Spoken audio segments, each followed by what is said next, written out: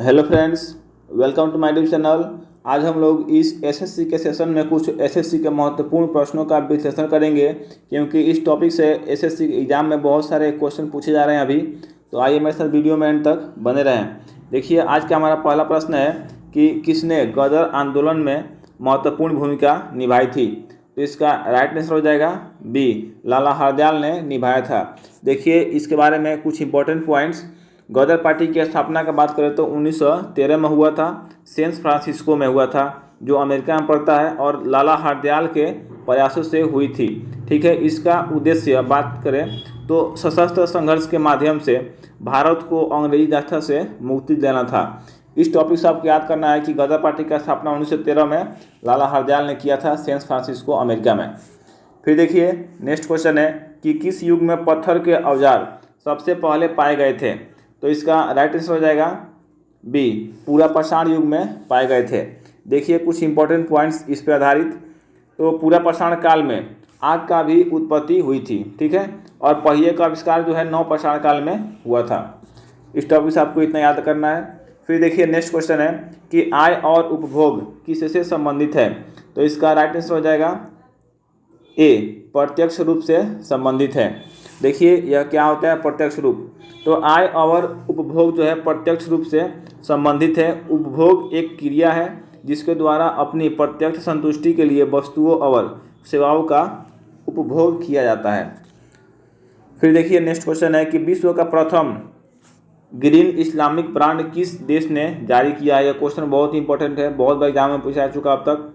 देखिए, इसका right answer हो जाएगा ए, इंडोनेशिया ने जारी किया है ग्रीन इस्लामिक ब्रांड। फिर देखिए, नेक्स्ट क्वेश्चन है कि किस देश के साथ म्यांमार की अंतर्राष्ट्रीय सीमा सबसे लंबी है। तो इसका राइट आंसर हो जाएगा डी, लाओस के साथ।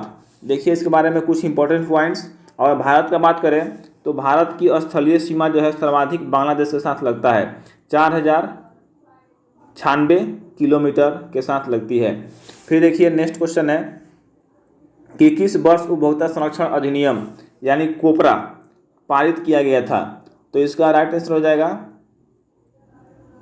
सी, 1986 में पारित किया गया था। देखिए, इसके बारे में इंपॉर्टेंट पॉइंट्स। तो उपभोक्ता संरक्षण अधिनियम यानी कोपरा 1986 में पारित किया गया था। यह उपभोक्ता संरक्षण अधिनियम सांसद ने दिसंबर 1986 को कानून बनाया। ठीक है, जो 15 अप्रैल 1987 को लागू हो गया था। यह टॉपिक बहुत ही इंपॉर्टेंट है, इसको स्टार लगा के आप लोग कहीं नोट कर सकते हैं।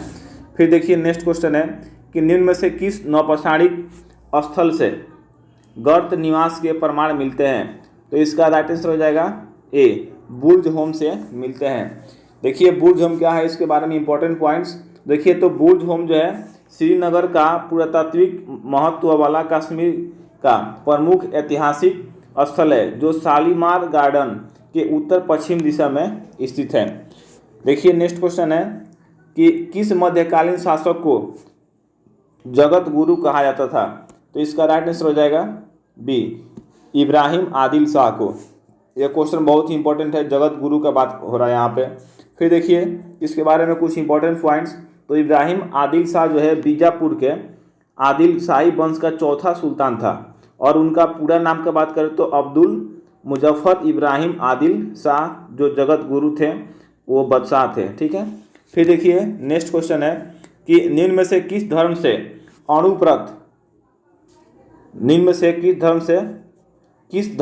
अणुव्रत जुड़ा है। तो इसका राइट आंसर हो जाएगा सी, जैन धर्म से अणुव्रत जुड़ा हुआ है। देखिए, इसके बारे में इंपॉर्टेंट पॉइंट्स।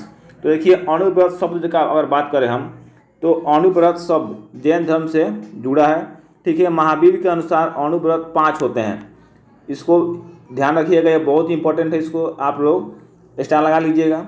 देखिए, अणुव्रत 5 होते हैं। पहला कौन सा है, अहिंसा, दूसरा सत्य, तीसरा अस्थय, चौथा ब्रह्मचर्य, और पांचवा है अपरिग्रह। ठीक है, तो इससे आपको इतना याद रखना है।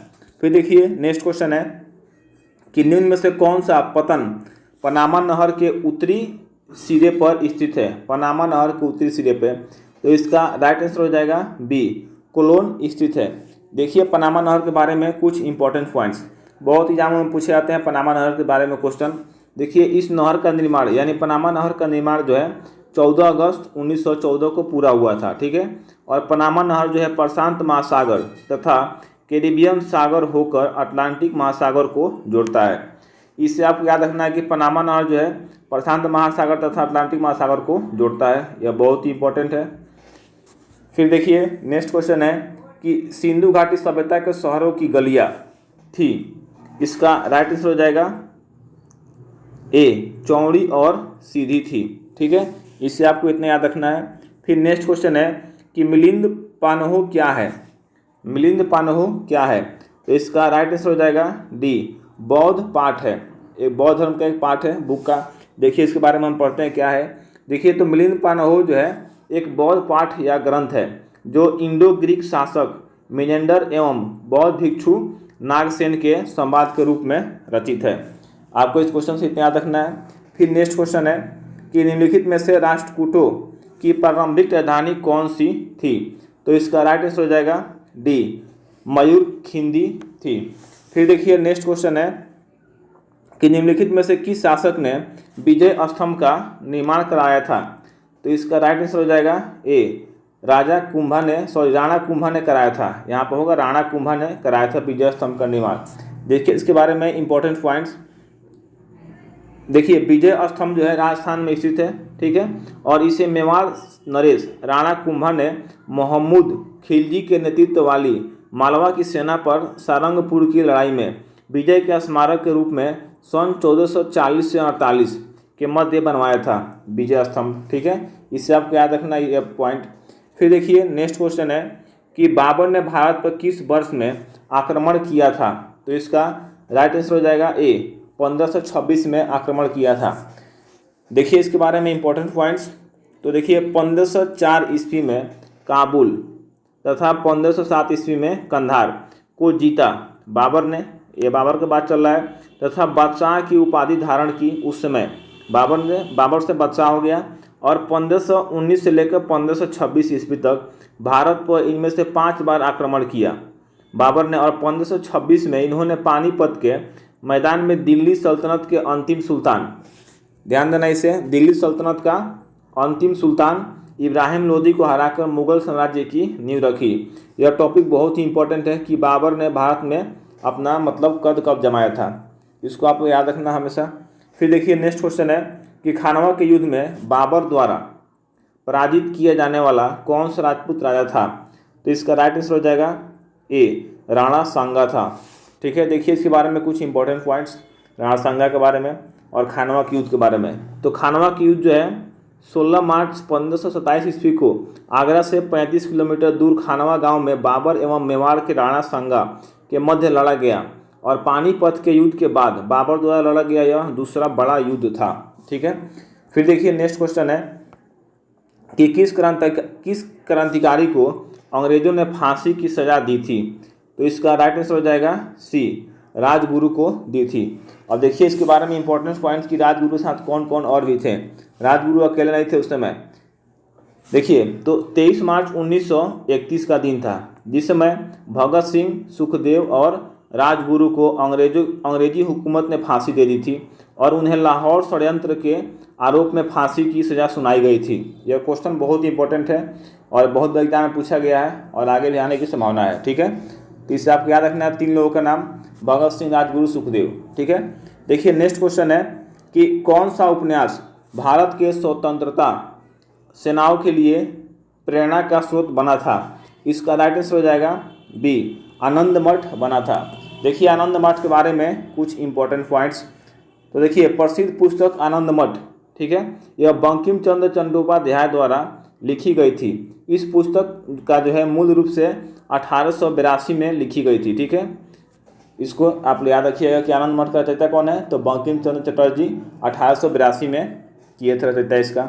फिर देखिए नेक्स्ट क्वेश्चन है कि निम्नलिखित में से अभिनव भारत, यह बहुत इंपॉर्टेंट क्वेश्चन है, अभिनव भारत नामक संस्था की स्थापना किसने की थी, इसका राइट आंसर हो जाएगा सी, विनायक दामोदर सावरकर, या इसको बोलते हैं बीडी सावरकर ने अभिनव भारत का स्थापना किया था, ठीक है।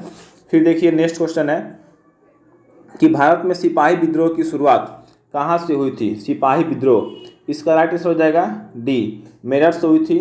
ठीक है, फिर देखिए नेक्स्ट क्वेश्चन है कि निम्नलिखित में से कौन भारत का पहला वायसराय था। भारत का पहला वायसराय, इसका राइट आंसर हो जाएगा डी, लॉर्ड कैनिंग था भारत का पहला वायसराय। फिर देखिए नेक्स्ट क्वेश्चन है कि हड़प नीति किसने लागू की थी। हड़प नीति, तो इसका राइट आंसर हो जाएगा डी, लॉर्ड वेलेस्ली ने लागू की थी हड़प नीति। ठीक है, फिर नेक्स्ट क्वेश्चन है कि भारतीय राष्ट्रीय कांग्रेस के प्रथम मुसलमान अध्यक्ष कौन थे। यह बहुत इंपॉर्टेंट क्वेश्चन है, प्रथम मुसलमान अध्यक्ष, तो इसका राइट आंसर हो जाएगा बी, बदरुद्दीन तैयबची थे भारतीय राष्ट्रीय कांग्रेस का प्रथम मुसलमान। आप बताइए तो कमेंट बॉक्स में कि भारतीय राष्ट्रीय कांग्रेस का स्थापना कब हुआ था। ठीक है, फिर देखिए नेक्स्ट क्वेश्चन है कि महात्मा गांधी जी द्वारा सत्याग्रह की स्थापना कब की गई थी। सत्याग्रह की स्थापना कब की गई थी, तो इसका राइट आंसर हो जाएगा बी, 1919 में की गई थी। फिर देखिए नेक्स्ट क्वेश्चन है कि गांधी जी ने किस वर्ष में गुजरात में साबरमती आश्रम की स्थापना की थी। बहुत इंपॉर्टेंट क्वेश्चन है, तो इसका राइट आंसर हो जाएगा बी, 1917 में गुजरात में साबरमती की स्थापना किया था गांधी जी ने। फिर देखिए नेक्स्ट क्वेश्चन है कि सत्याग्रह आंदोलन कहाँ पर समाप्त हुआ था। सत्याग्रह आंदोलन कहाँ पर समाप्त हुआ था, यह भी बहुत इंपॉर्टेंट क्वेश्चन है, तो इसका राइट आंसर हो जाएगा ए, दांडी में समाप्त हुआ था। ठीक है, जब गांधी जी दांडी मार्च का किए थे। फिर देखिए नेक्स्ट क्वेश्चन है कि भारत छोड़ो आंदोलन के दौरान समानांतर सरकार का गठन कहाँ किया गया था, तो इसका राइट आंसर हो जाएगा डी, बलिया में किया गया था, जो बिहार में पड़ता है। इससे आप क्या देखना कि भारत छोड़ो आंदोलन कब हुआ था, तो 1942 में भारत छोड़ो आंदोलन हुआ था। ठीक है, फिर देखिए नेक्स्ट क्वेश्चन है कि द्वितीय विश्व युद्ध के दौरान कोहिमा और इम्फाल की लड़ाई किस वर्ष में लड़ी गई थी, तो इसका राइट आंसर हो जाएगा ए, 1944 में लड़ी गई थी। ठीक है, फिर देखिए नेक्स्ट क्वेश्चन है कि संविधान के अंतर्गत भारतीय लोकतंत्र के आदर्शों को हम कहाँ देख सकते हैं, तो इसका राइट आंसर हो जाएगा ए, प्रस्तावना में देख सकते हैं। यह क्वेश्चन बहुत इंपॉर्टेंट है। ठीक है, प्रस्तावना से क्वेश्चन है। फिर देखिए इसके बारे में कुछ इंपॉर्टेंट पॉइंट्स। नेक्स्ट क्वेश्चन है कि भारतीय संविधान की प्रस्तावना में किस प्रकार के न्याय की बात नहीं कही गई है। देखिए इसमें सामाजिक का बात कहा गया है, आर्थिक का कहा गया है, राजनीतिक का भी कहा गया है, इसमें लोकतंत्र का बात नहीं कहा गया है। ठीक है, लोकतांत्रिक का बात मतलब नहीं कहा गया है। फिर देखिए नेक्स्ट क्वेश्चन है कि हमारे संविधान की प्रस्तावना में उल्लेख नहीं है, मतलब किस चीज़ का उल्लेख नहीं है, तो इसका राइट आंसर हो जाएगा डी, वयस्क मताधिकार का उल्लेख नहीं है। न्याय का उल्लेख है, भ्रातृत्व का उल्लेख है और प्रतिष्ठा की समानता का उल्लेख है, लेकिन वयस्क मताधिकार यानी मत देने का अधिकार का उल्लेख नहीं किया गया है प्रस्तावना में।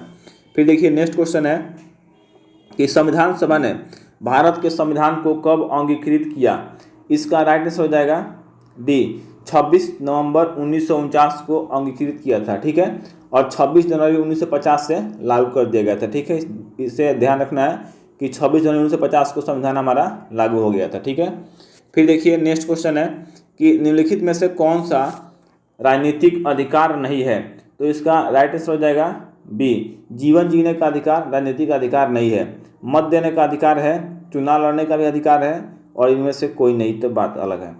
फिर देखिए नेक्स्ट क्वेश्चन है कि संविधान का कौन सा भाग नागरिकता के प्रावधानों से संबंधित है, तो इसका राइट आंसर हो जाएगा ए, भाग 2 जो है नागरिकता से संबंधित है, भाग 2। फिर देखिए नेक्स्ट क्वेश्चन है कि भारतीय संविधान ने भारतीय महासंघ की योजना किसके संविधान से ली गई थी, इसका राइट आंसर हो जाएगा बी, कनाडा के संविधान से ली गई थी। फिर देखिए नेक्स्ट क्वेश्चन है कि हमारे संविधान में न्यायिक समीक्षा की धारणा किस देश के संविधान से ली गई है, तो इसका राइट आंसर हो जाएगा बी, अमेरिका के संविधान से लिया गया है। फिर देखिए कुछ नेक्स्ट क्वेश्चन इसके आगे कि निम्नलिखित में से दोहरी नागरिकता किसकी विशेषता है। ध्यान दीजिएगा, बहुत इंपॉर्टेंट क्वेश्चन है, दोहरी नागरिकता किसकी विशेषता है, तो इसका राइट आंसर हो जाएगा बी, संघीय सरकार की विशेषता है। देखिए अपने भारत का बात करें तो भारत में एकल नागरिकता है। ठीक है, और देखिए दोहरी नागरिकता किस देश का है, देखिए एक ही देश में है। देखिए संघीय सरकार में दोहरी नागरिकता संघ एवं राज्य की हो सकती है। ठीक है, अमेरिका की संघीय सरकार में दोहरी नागरिकता की व्यवस्था है, यानी अमेरिका में दोहरी नागरिकता है, लेकिन भारत में एकल नागरिकता मिलती है किसी व्यक्ति को, ठीक है। इसे याद रखिए, क्वेश्चन बहुत इंपॉर्टेंट है क्वेश्चन, इसको स्टार लगा आप याद कर सकते हैं आसानी से। फिर देखिए नेक्स्ट क्वेश्चन है कि संविधान की प्रस्तावना का संशोधन कितनी बार किया गया है। संविधान की प्रस्तावना का संशोधन कितनी बार किया गया है, तो इसका राइट आंसर हो जाएगा सी, अभी तक एक बार किया जा चुका है, ठीक है। देखिए कब किया गया है, इसके बारे में इंपॉर्टेंट पॉइंट्स। तो देखिए प्रस्तावना में अब तक केवल एक बार संशोधन किया गया है, 18 दिसंबर 1976 को। ध्यान रखिएगा यह डेट, 18 दिसंबर 1976 को भारत में आपातकाल के दौरान, यानी उस समय प्रधानमंत्री कौन थी, इंदिरा गांधी, यानी इंदिरा गांधी सरकार ने संविधान के 42वें संशोधन में कई बार कई बदलाव किए, लेकिन 42वें संशोधन में एक बार ही बदलाव किया गया है, ठीक है। फिर देखिए नेक्स्ट क्वेश्चन है कि संविधान के निर्माताओं के मनोभाव और आदर्श प्रतिबिंब होते हैं, इसका राइट आंसर हो जाएगा सी, उद्देशिका में होते हैं। दोस्तों ये सारे क्वेश्चन जो है ओरिजिनल क्वेश्चन है, ठीक है, ये कहीं कोई से फेक क्वेश्चन बिल्कुल नहीं है, इसको आप लोग ध्यान से याद कर लीजिए, बहुत ही आपको हेल्पफुल साबित होने वाला है आने वाले एग्जाम में। फिर देखिए नेक्स्ट क्वेश्चन है कि प्रारंभ में कितने मौलिक अधिकार दिए गए थे, तो इसका राइट आंसर हो जाएगा बी, 7 मौलिक अधिकार दिए गए थे, ठीक है। फिर देखिए नेक्स्ट क्वेश्चन है कि निम्नलिखित में से किस अध्याय में जनता को मूल अधिकार दिए गए हैं, तो इसका राइट आंसर हो जाएगा डी, भाग 3 में जनता को मूल अधिकार दिए गए हैं। फिर देखिए नेक्स्ट क्वेश्चन है कि स्वतंत्रता का अधिकार भारतीय संविधान के किन अनुच्छेद में वर्णित है, तो इसका राइट आंसर हो जाएगा बी, अनुच्छेद 19 से लेकर 22 तक के संविधान में वर्णित है। फिर देखिए नेक्स्ट क्वेश्चन है कि भारतीय संविधान में कितने प्रकार के न्यायिक आदेश यानी रीट है, तो इसका राइट आंसर हो जाएगा ए, 5 प्रकार के रीट है। देखिए इसके बारे में इंपॉर्टेंट पॉइंट्स, 5 रीट कौन कौन से हैं, देखिए यहाँ पे।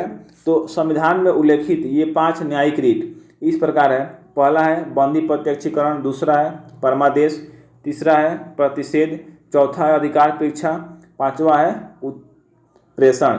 इन रीटों को उच्च न्यायालय भी संविधान के अनुच्छेद 1926 के अंतर्गत निकाल सकता है, ठीक है। यह क्वेश्चन बहुत ही इंपॉर्टेंट है, इस टॉपिक को आप लोग याद रखिएगा, 5 रीट के बारे में बहुत पूछता है एग्जामों में। फिर देखिए नेक्स्ट क्वेश्चन है कि भारतीय संविधान का भाग 4 किससे संबंधित है, तो इसका राइट आंसर हो जाएगा डी, राज्य के नीति निर्देशक तत्वों से संबंधित है, भाग 5। इसे आपको याद रखना, यह क्वेश्चन बहुत ही इंपॉर्टेंट है। फिर देखिए इसके बारे में कुछ इंपॉर्टेंट पॉइंट्स।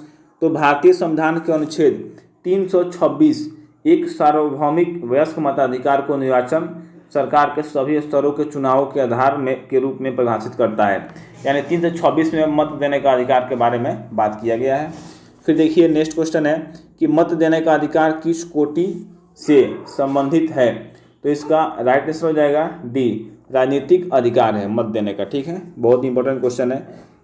नेक्स्ट क्वेश्चन है कि भारतीय संविधान का कौन सा अनुच्छेद अस्पृश्यता का उन्मूलन करता है, इसका राइट आंसर हो जाएगा डी, अनुच्छेद 17 जो है, अस्पृश्यता का मतलब होता है छुआछूत के बारे में कब बताता है अनुच्छेद 17, ठीक है, इसको आप याद रखिएगा, बहुत ही इंपॉर्टेंट क्वेश्चन है। फिर देखिए नेक्स्ट क्वेश्चन है कि निम्नलिखित में से कौन सा मौलिक अधिकार नहीं है, तो इसका राइट आंसर हो जाएगा सी, हड़ताल करने का अधिकार मौलिक अधिकार नहीं है। हालांकि समता का अधिकार है मौलिक अधिकार, शोषण का अधिकार भी है और धर्म की स्वतंत्रता का अधिकार भी है, लेकिन हड़ताल करने का अधिकार कहीं नहीं दिया गया है। फिर देखिए नेक्स्ट क्वेश्चन है कि कार्बोहाइड्रेट के अलावा, यहाँ से साइंस के टॉपिक स्टार्ट हो जाते हैं। कार्बोहाइड्रेट के अलावा हमारे आहार में ऊर्जा का एक प्रमुख स्रोत कौन सा होता है, इसका राइट आंसर हो जाएगा बी, वसा होता है, ठीक है। फिर देखिए नेक्स्ट क्वेश्चन है कि निम्नलिखित में से कौन सा एंजाइम लार में पाया जाता है, ठीक है, तो इसका राइट आंसर हो जाएगा डी, टायरिन पाया जाता है लार में।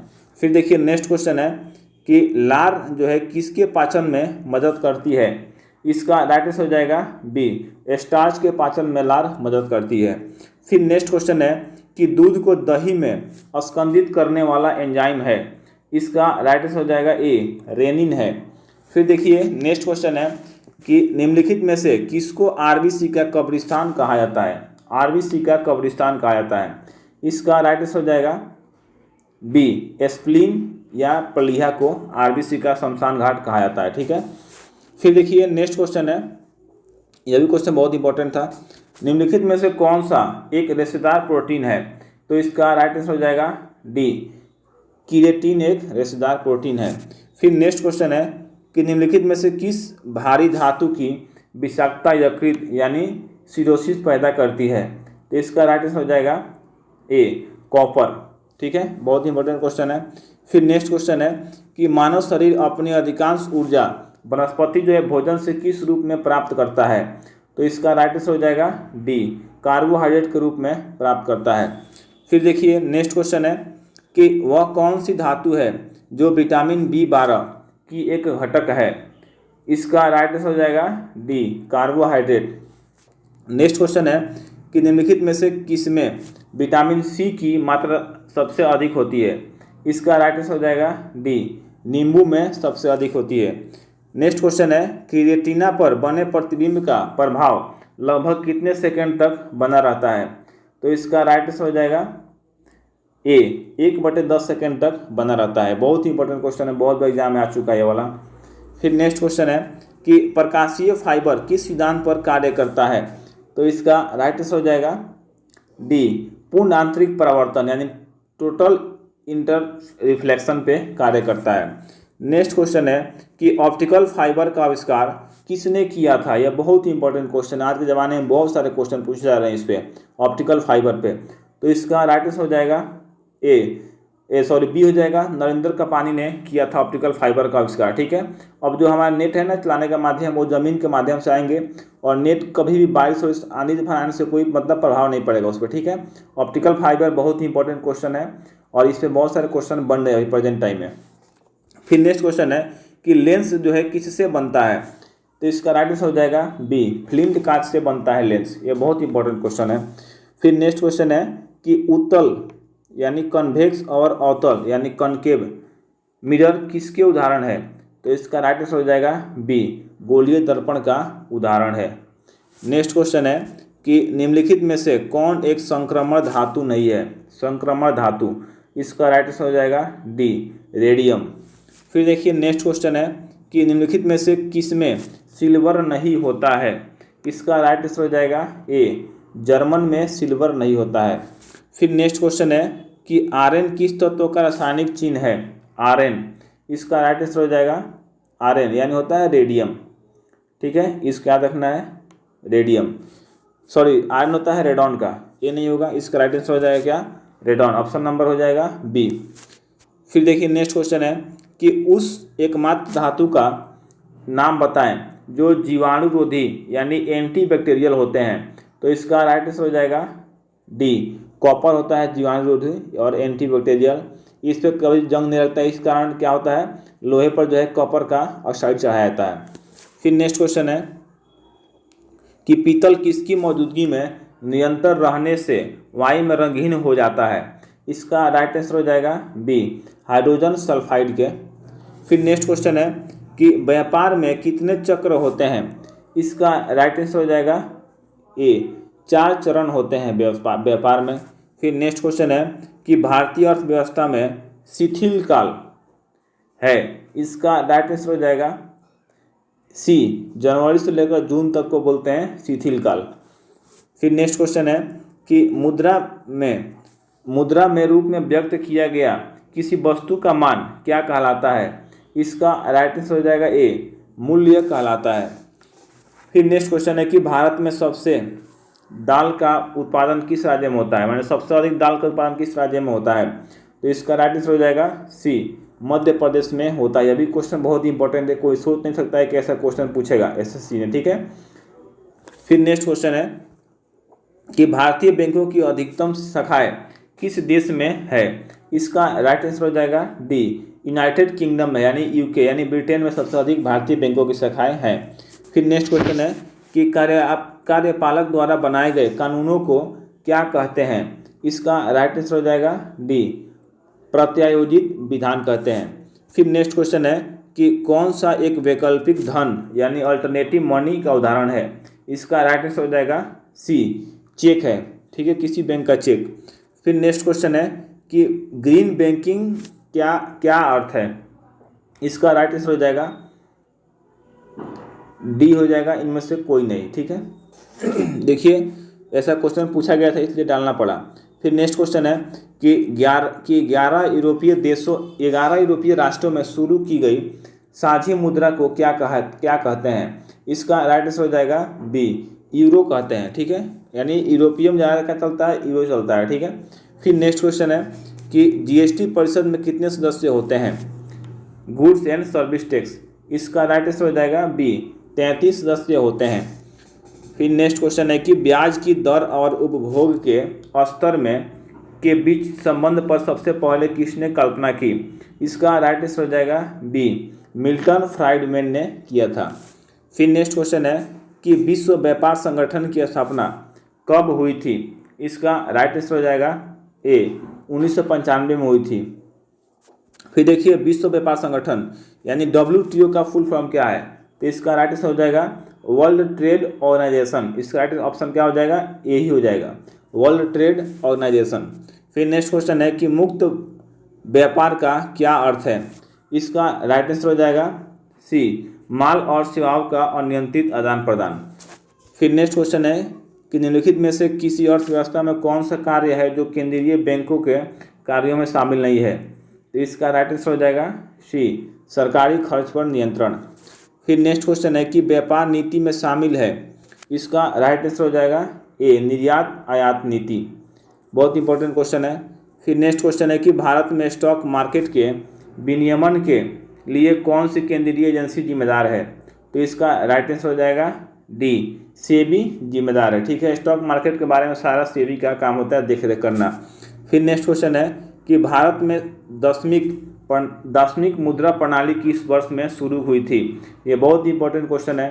तो इसका राइट आंसर हो जाएगा सी, 1957 में शुरुआत हो गई थी। ठीक है, फिर नेक्स्ट क्वेश्चन है कि ओलंपिक खेलों में हॉकी में भारत ने अपना पहला गोल्ड मेडल कब जीता था। इसका राइट आंसर हो जाएगा ए, 1928 में जीता था। देखिए इसके बारे में इंपॉर्टेंट पॉइंट्स। तो पहले आधुनिक ओलंपिक खेल यूनान की राजधानी एथेंस में, बहुत इंपॉर्टेंट है, यूनान की राजधानी एथेंस में 1896 में आयोजित किए गए थे। ठीक है, फिर नेक्स्ट क्वेश्चन है कि किस भारतीय हॉकी खिलाड़ी के नाम पर जर्मनी में एक सड़क का नाम रखा गया है।